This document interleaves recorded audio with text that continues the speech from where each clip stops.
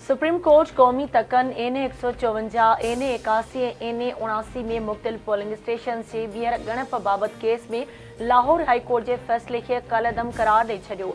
मुस्लिम league नून के अॻवाननि खे कामयाब करार ॾिनो वियो। इलेक्शन कमीशन जो फैसलो बहाल कयो वियो। सुप्रीम कोर्ट 2-1 जी अक्सरियत सां फैसलो ॿुधायो। जस्टिस अकील अब्बासी फैसले सां इख़्तिलाफ़ कयो।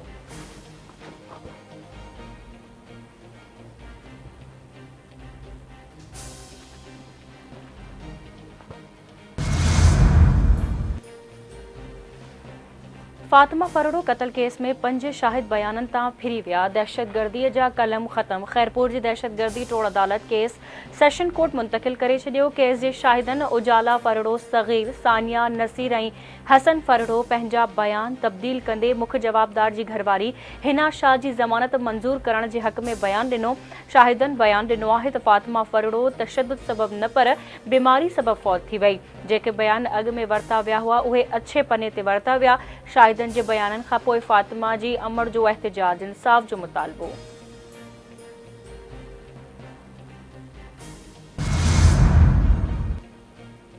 सिंधु दरिया में पानी जे चाड़ सबब मंचो ढंढ जे पानी जी सतह में ॿीहर इज़ाफ़ो थी वियो। मंचो ढंढ में पानी जी सतह 111 फुट 7 आरएल ताईं पहुची वई। सिंधु दरिया में चाड़ सबब कचे जा केतिराई ॻोठ पानी जे घेरे हेठि अची विया। यूनियन काउंसिल टल्टी जा 30 ॻोठ पानी जी लपेट में अची विया। आपाशी खाते एलएस बचाव बंद ते इमरजेंसी लागू करे अमलदारनि जूं ड्यूटीज़ लॻाए छॾियूं। आपाशी खाते मूजिबि हिन वक़्तु सिंधु दरिया में 2 लख पानी जो वहिकिरो गुज़री रहियो आहे।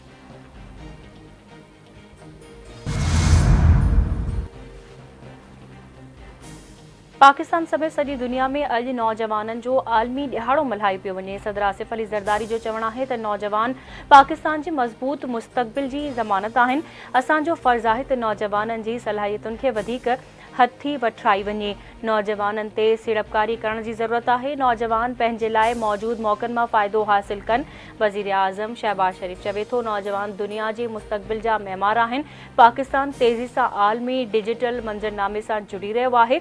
हुकूमत नौजवाननि में रोज़गार जी फ़रहामी लाइ 186 अरब रुपया विरहाया आहिनि।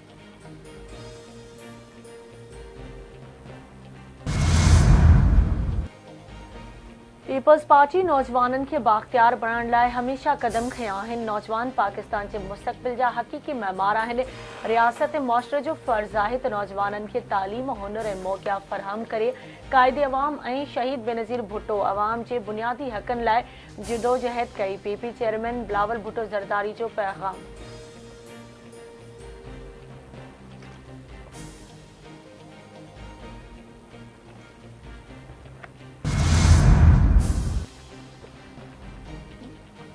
दादू भरसां मोंदर जे कचे वारे इलाइक़े में शहाणी बिरादरी जी 2 धुरियुनि में ज़मीनी तकरार तां झेड़ो, वधीक ॿ क़तल। मारजी वेलनि जो अंग 3 थी वियो, 2 ज़ख़्मी। मारजी वेलनि में मज़हर शहाणी, मुस्मात इज़त ख़ातून ऐं नौजवान साबिर शहाणी शामिल। छिकताण ऐं हिक ॿिए मथां जदीद हथियारनि सां फायरिंग सबबि इलाइक़ो जंग जो मैदान बणियल। वधीक रतो छाण जो ख़दशो। ज़ख़्मी शौकत शहाणी खे ॻणती जोगी हालत में सेवण अस्पताल मुंतकिल कयो वियो।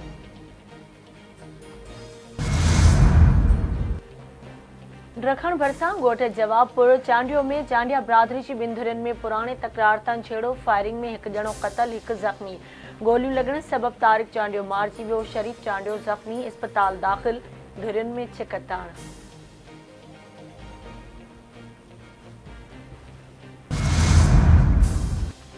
सखर भरसां क़तल थी वियल 3 सगन भाइरनि समेत 7 ॼणनि जी हथियारनि जी छांव में तदफ़ीन।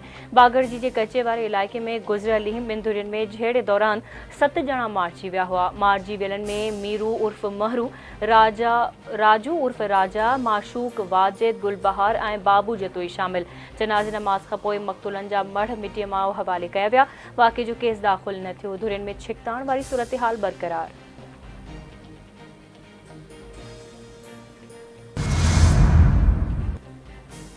मुल्क जे मुख़्तलिफ़ इलाइक़नि में बरसात। हेठाहीं वारनि इलाइक़नि में पाणी बीहजी वियो। बिजली जी फ़रहामी बि मुअत्तल। लाहौर, सियालकोट, गुजरात, गुजरांवाला ऐं आज़ाद कश्मीर में बरसात जो वसकारो। कराची जे मुख़्तलिफ़ इलाइक़नि में किथे तेज़ किथे हल्की बरसात।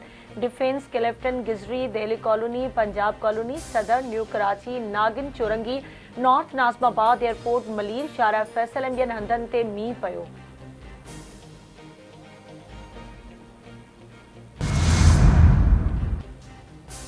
विच ओभर में छिकताण वारी सूरत हाल। अमरीका जो विच ओभर में आबदोज़ ऐं जंगी सामूंडी जहाज़ मुक़रर करण जो ऐलान। अमरीका जे बचाव वारे वज़ीर लॉयड ऑस्टिन जो चवणु आहे त इसराइली हम मनसब सां राब्तो विच ओभर में छिकताण वारी सूरत हाल ते ॻाल्हियूं। लॉयड ऑस्टिन चवे थो ईरान वॾे पैमाने ते हमले जूं तयारियूं करे रहियो आहे।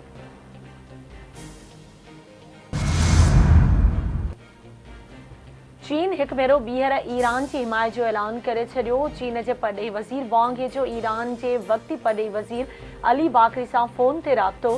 चीन जे परॾेही वज़ीर चयो त तेहरान में हमास जे सरबराह इस्माइल हानिया जो क़त्ल ईरान जी ख़ुदमुख़्तियारीअ ख़िलाफ़ आहे। चीन ईरान जी ख़ुदमुख़्तियारी सलामती ऐं क़ौमी वक़ार जी हिमायत करे थो। इस्माइल हानिया जो क़त्ल इलाइक़ाई अमन ऐं इस्तेहकाम लाइ ख़तरो बणियो आहे। ईरान जी सलामती ऐं तहफ़्फ़ुज़ जे दिफ़ा में कर बीठल आहियूं।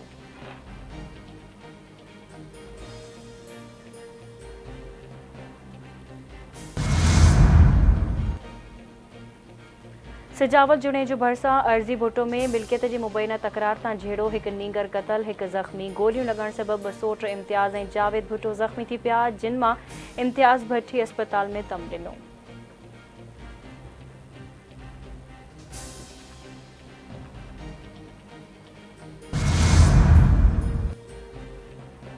सकरन वेझो घर मां निकिरी वियल पोरियत जो लाश हथ ॻोठ जाफ़र जमाली वासी पोरियत मुजाहिद जमाली जो ॿेले मां लाश मिलियो। डॉक्टर मूजिब फौतीअ जे जिस्म ते तशद्दुद जा के बि निशान नाहिनि।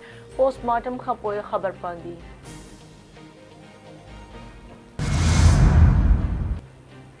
खानपुर महर वेझो ॻोठ मेहू महर ते मुख़्तलिफ़ थाणनि जी पुलिस जी मुबैना तौर चढ़ाई 3 ॼणा गिरफ़्तार। पुलिस काउंसलर रशीद महर काशिफ़ ऐं सज्जाद खे गिरफ़्तार करे खणी वई। ॻोठाणनि ॿुधायो त पुलिस बिना जवाज़ असांजे ॻोठ ते चढ़ाई करे गिरफ़्तारियूं कयूं आहिनि। पुलिस मौजिब अदालती नोटिस ते ॻोठ ते चढ़ाई कई जवाबदार मथां ड्यूटी अटकाव जो केस दाख़िल आहे।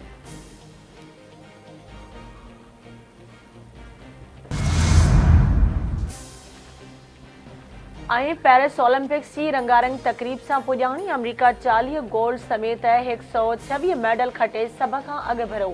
चीन 40 गोल्ड मेडल समेत 91 मेडल खटी ॿियो नंबर रहियो। जापान जो 3, ऑस्ट्रेलिया जो 4 ऐं फ्रांस जो 5 नंबर। पेरिस ओलंपिक्स में पाकिस्तान हिकु सोन जो मेडल हासिल कयो।